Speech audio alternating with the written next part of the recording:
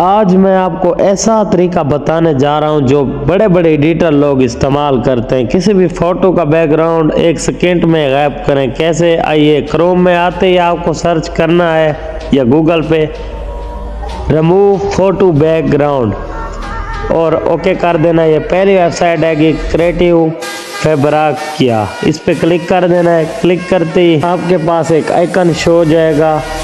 जब ये देखें ओपन हो गई, इधर ऐड योर इमेज हेयर पर आपने क्लिक कर देना। इधर क्लिक करते ही आपसे वो फ़ोटो मांगेगा। फाइल से मैं वो फ़ोटो सेलेक्ट कर लेता हूँ जिसका बैकग्राउंड रिमूव करना है। मैं उस फ़ोटो पर क्लिक कर देता हूँ। ये देखें, जैसे कि मैंने इस फ़ोटो पर क्लिक कर गया, ये जो नीचे खड़ी हुई है इसको, ये देखें प्रोसेसिंग हो रही है। प्रोसेसिंग होती ही हम इसे डाउनलोड कर लेंगे। अभी वेट करते हैं जब तक प्रोसेसिंग कंप्लीट होती है। ये देखें, हमारी फ़ोटो का बैकग्राउंड कट होकर आ चुका है। अब सिंपली हमें करना क्या है, डाउनलोड पर क्लिक कर देना है। ये हमारी फ़ोटो डाउनलोड हो चुकी है और देख सकते हैं कितना क्लियरली बैकग्राउंड कट हुआ है।